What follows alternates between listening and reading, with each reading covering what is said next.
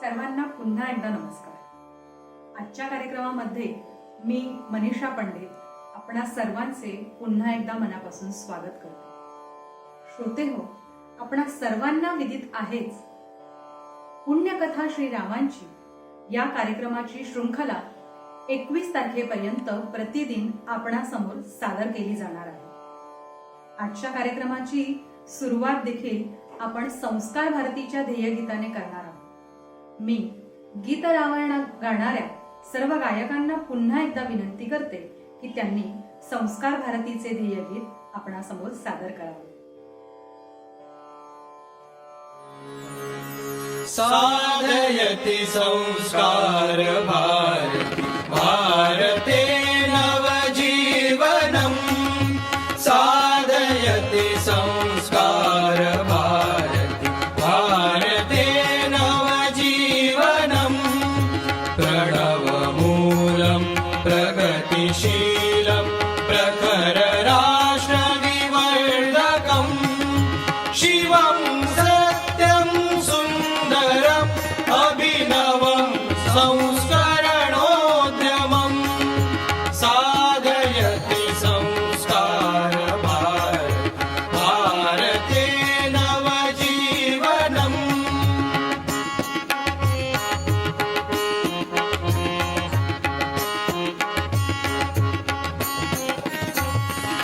मधुर मंजुल राग भरितं हृदय तंत्री मंत्रितं वादयति संगीतकं वसुधैक भावन पोषकं साधयति संस्कार भारते नवजीवनम्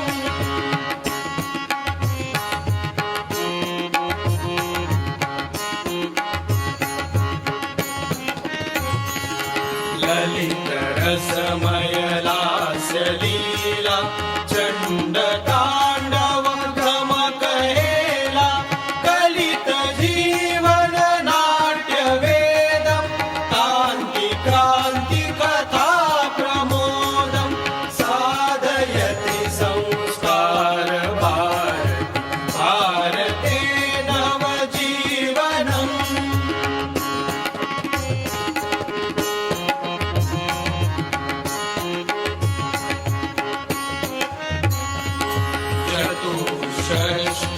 चतुष्षष्टिकलान्वितं परमेष्टिना परिवर्तितं विश्वचक्र भ्रमणरूपं शाश्वतं श्रुतिसम्मतं साधयति संस्कार भारते नवजीवनम्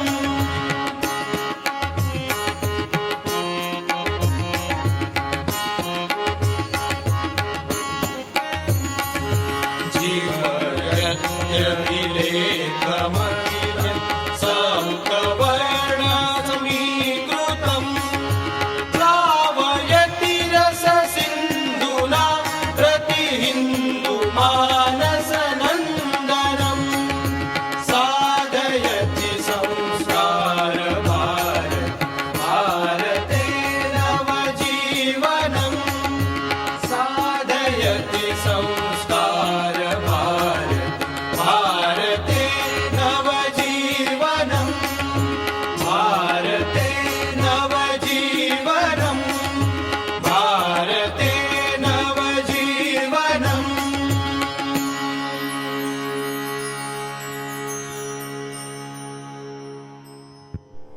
मंडळी, महर्षी विश्वामित्रांनी रामाला विविध विद्या शिकवल्या।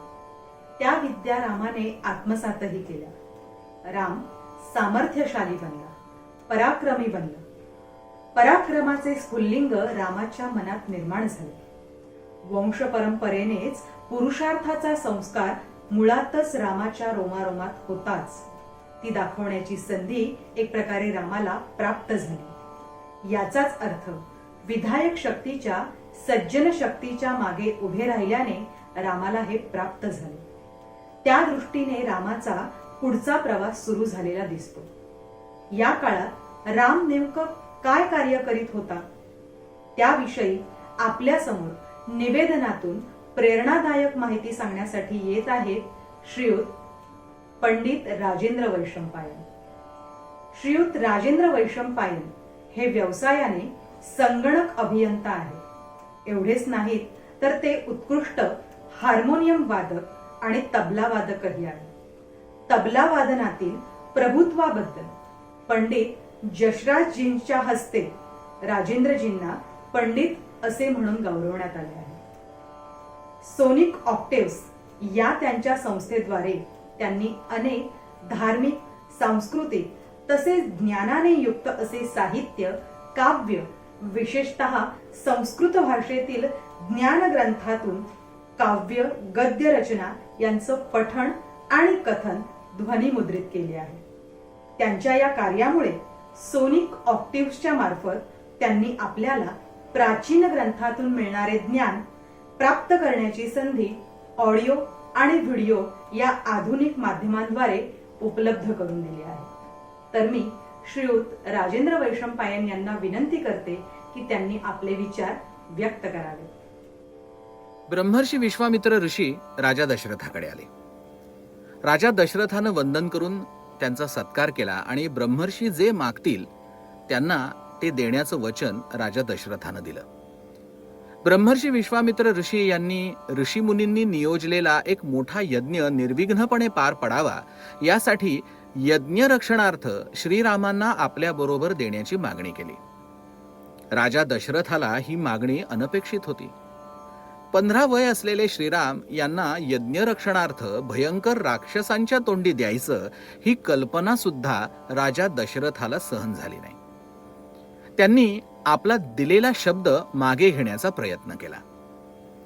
विश्वामित्र ऋषी रागवले आणि विनमुख होऊन परत जाऊ लागताच राजा दशरथाचे कुलाचार्य ब्रह्मर्षी वसिष्ठ ऋषी यांनी राजाला दशरथाला त्यांना थांबवायला सांगितलं.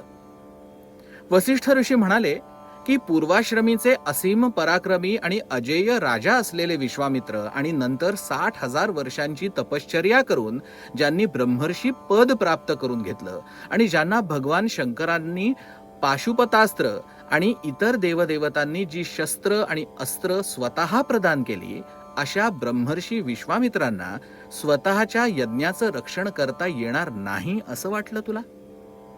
अरे, श्रीरामांना घेऊन जाण्यामागे ब्रह्मर्षींचा एक वेगळा हेतू आहे, तो तू ओळख.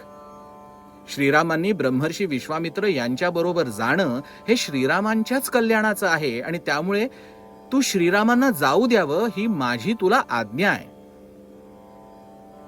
राजा दशरथानं कुलगुरू ब्रह्मर्षी वसिष्ठ यांची आज्ञा शिरसावंद्य मानली.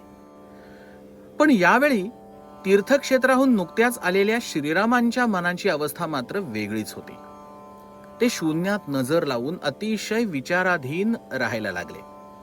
एक प्रखर वैराग्य त्यांच्या ठायी उत्पन्न झालं. एकंदरीत मानवीय अस्तित्वाबद्दल आणि सर्वच सृष्टीबद्दल त्यांच्या मनात बरेच प्रश्न तरळत होते. मानवीय संबंध आणि सृष्टी, मानवीय परस्पर संबंध असे किचकट प्रश्न आणि त्या प्रश्नांची उत्तरं शोधण्यात ते गर्क होते. या त्यांच्या मनोवस्थेत त्यांच्या प्रश्नांची उत्तरं देताना जे संभाषण घडलं ते योग वासिष्ठ या नावानं अजरामर आहे. श्रीरामांच्या प्रश्नांची उत्तरं देत असतानाच प्रपंच आणि परमार्थ यांची सांगड जीवनात कशी घालावी याचं अतिशय मार्मिक मार्गदर्शन या निमित्ताने दोन्ही ब्रह्मर्षी विश्वामित्र आणि ब्रह्मर्षी वसिष्ठ यांनी श्रीरामांना केलं. श्रीरामांचं या उत्तरांनी समाधान झालं आणि ते ब्रह्मर्षी विश्वामित्र यांच्या बरोबर जायला निघाले. मित्रांनो, श्रीरामाचं जे मर्यादा पुरुषोत्तम सर्व गुण संपन्न रूप आपल्याला पाहायला मिळतं त्याचा पाया हा या योग वासिष्ठाच्या संवादात आणि नंतर ब्रह्मर्षी विश्वामित्र यांनी प्रवासात श्रीराम आणि श्री लक्ष्मण यांना जे शिक्षण प्रदान केलं, जे मार्गदर्शन केलं, जी आदर्श जीवनाची तत्व समजावून सांगितली त्यात दिसतं. श्रीरामांची कर्तव्यपरायणता आणि विवेक यांचा गाभा कोवळ्या वयात मिळालेल्या या तत्वदर्शनात आहे हे आपल्याला लक्षात येतं. श्रीरामांचा आदर्श घ्यायचा असेल आणि ते आदर्श जीवनात आचरणात आणायचे असतील तर योग वासिष्ठाचा अभ्यास करून आपली व्यक्तिमत्व तरुणांनी घडवायची गरज आहे हे आपल्या लक्षात येईल.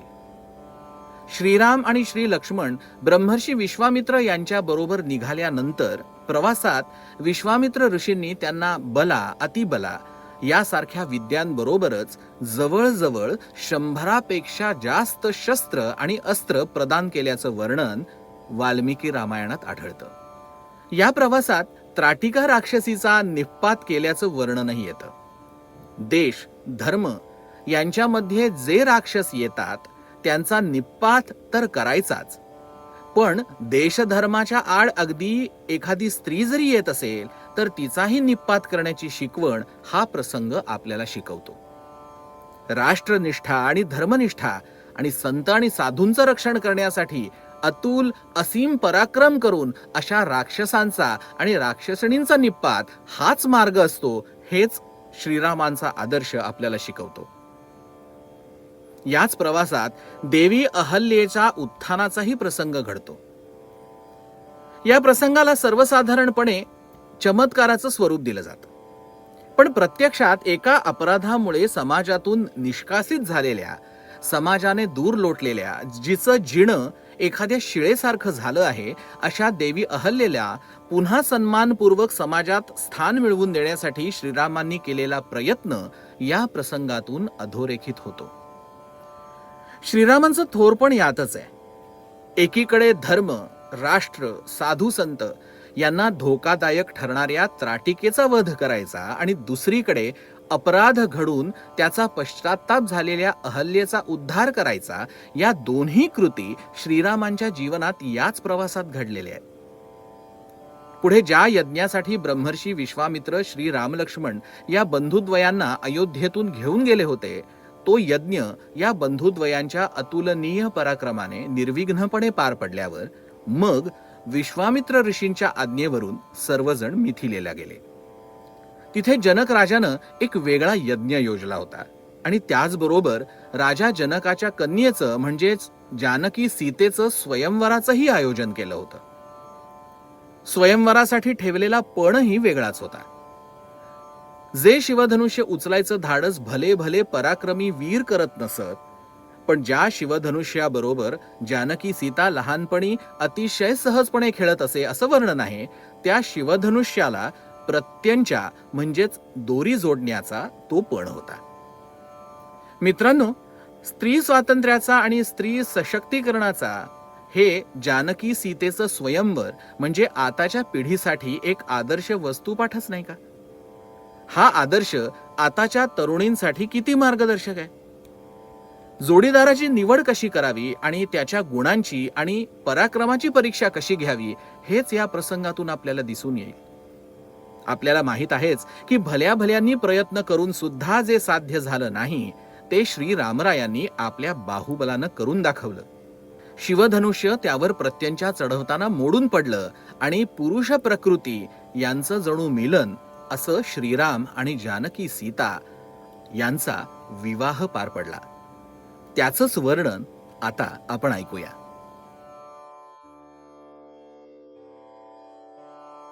नमस्कार, मी उर्मिला जोशी, संस्कार भारती मुलुंड समिती उपाध्यक्ष. आपल्या संस्कार भारती कोकण प्रांतांतर्गत आपण मुंबई विभागातर्फे सध्या पुण्यकथा श्रीरामाची ही एक 12 भागांची शृंखला सादर करतो. त्यातलं आजचं हे 4थं पर्व आहे. आजच्या या पुष्पामध्ये जे 2 कलाकार आपली कला सादर करणार आहेत त्यांची ओळख, परिचय मी आपल्याला करून देणार आहे. सिद्धहस्त कवी ग. माडगुळकर यांनी निर्मिती केलेले गीत रामायण यातली काही पदं या पुष्पामध्ये सादर होत आहेत. आपण आपल्या या दोन्ही कलाकारांना शुभेच्छा देऊया.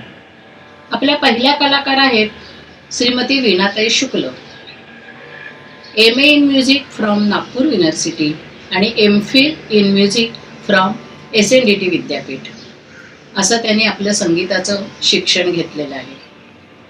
गुरु बाळासाहेब पुरोहित, डॉक्टर प्रभा अत्रे डॉक्टर विकास कशाळकर यांच्याकडे त्यांनी आपलं पुढील संगीताचं शिक्षण घेतलं. डॉक्टर विकास कशाळकर यांच्याकडे त्या आता संगीताचार्याचं शिक्षण घेत आहे आणि त्यांचा तो आता अभ्यास चालू आहे. वीणाताईंना अनेकविध पुरस्कार सन्मान मिळालेले आहेत. पुष्पाताई पागे पुरस्कार, कलागुणगौरव पुरस्कार, स्वरदुर्गा पुरस्कार हे त्यातील काही पुरस्कार. त्याचप्रमाणे त्यांचे गायनाचे कार्यक्रम सर्वदूर नेहमीच होत असतात. ऑल इंडिया रेडिओ आणि ICCRच्या त्या आर्टिस्ट आहेत.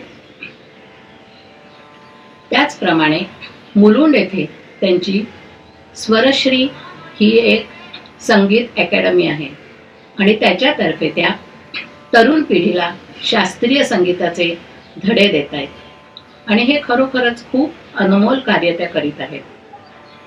आपल्या कोकण प्रांताच्या संगीत संयोजिका त्या आहेत, त्यामुळे आपल्या सर्वांच्या त्या परिचित आहेतच. दुसऱ्या कलाकार आहेत मनीषाताई पंडित. मनीषाताई पंडित ह्या MA BEd असून उत्कर्ष मंदिर येथे संस्कृतच्या शिक्षिका आहेत. गुरु उद्धवजी रानडे यांच्याकडे त्यांनी सुगम संगीताचं शिक्षण घेतलेलं आहे. सुगम संगीत, भावगीतं, गीत रामायण, भक्तिगीतं अशा विविध गायन प्रकार त्या विविध कार्यक्रमांमध्ये नेहमीच सादर करत असतात. आता आपलं जे 12 भागांचं पुष्प चालू आहे, पुण्यकथा श्रीरामांची, याचं अतिशय सुमधुर माहितीपूर्ण निवेदन सध्या आपल्या या मनीषाताईच करत आहेत. तेव्हा आपण आपल्या या दोन्हीही कलाकारांना शुभेच्छा देऊया आणि त्यांच्या गायनाचा आस्वाद घेऊया. धन्यवाद. मिथिला नगरीतील यज्ञात जनक राजाच्या प्रासादात शिवधनुष्याचे दर्शन घडण्याची वार्ता येऊन धडकली. तो सोहळा बघण्यासाठी निघालेल्या वाटेवर शापग्रस्त अहिल्येचा उद्धार श्रीरामांच्या चरणाने झाला. विश्वकल्याणासाठी कधी दानव संहारून तर कधी आत्मे उद्धारून विश्वामित्रांसह राम आणि लक्ष्मण जनक प्रासादात आले. उपस्थित सर्व राजांच्या दृष्टीलाही न पेलावणारे ते शिवधनुष्य आणले गेले. प्रत्यंच्या लावण्याचे धाडस कोणाचेही होईना. ज्यांनी ते केले ते शिणले. अखेर रामाने स्पर्श करताच धनुष्य भंगले. अत्यानंदाने जनकाने हेच सीतेचे स्वयंवर समजून आपण वाढवलेली भूमिकन्या सीता श्रीरामाला देण्याचं मनोदय व्यक्त केलं. मुग्ध जानकीच्या मनातही श्रीराम पाचूप्रमाणे जडले होते. जे मनात होते तेच प्रत्यक्षात प्रकटले. जणू धरणीने कल्पसुमनांची माला आकाशाच्या कंठात घालावी तसे श्रीराम जानकीचे नाते जुळून आले आणि आनंदाने सगळेच गाऊ लागलेत, स्वयंवर झाले सीतेचे, स्वयंवर झाले सीतेचे. सादर करीत आहेत संस्कार भारती कोकण प्रांत संगीत विधा संयोजिका माननीय श्रीमती वीणाताई शुक्ल.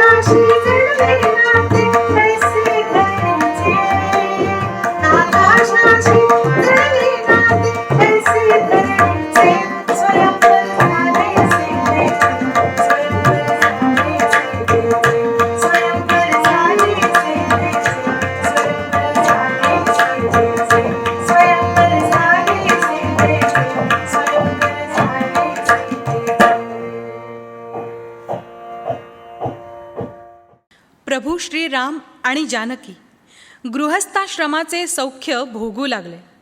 अत्यंत सुस्वरूप, ज्ञानी, महापराक्रमी, एकवचनी असलेले श्रीराम सर्वांनाच प्रिय होते.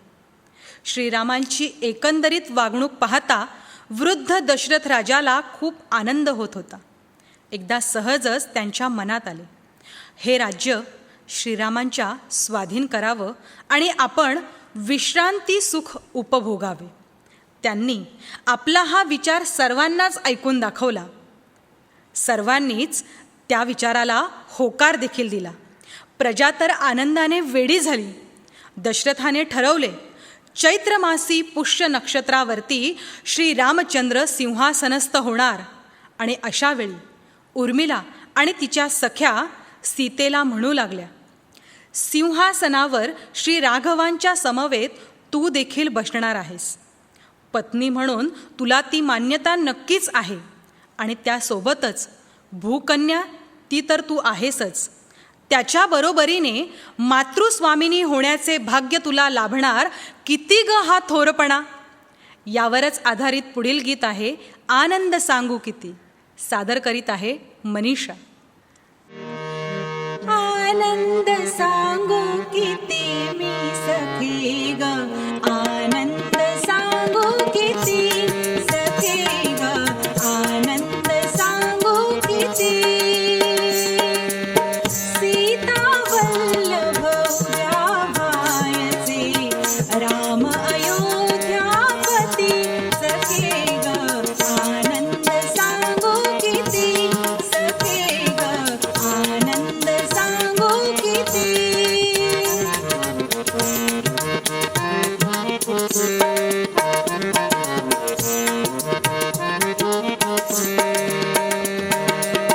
सिंहासनी श्री राघव बसता, वामागे तू बसशील सीता.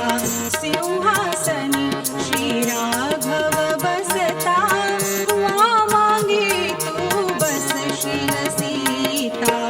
जरा गर्विता जरा लज्जिता, जरा गर्विता जरा लज्जिता, राजभूषणा भूषविणी कमनीय तव आकृती सखे ग, आनंद सांगू किती सखे ग, आनंद सांगू किती.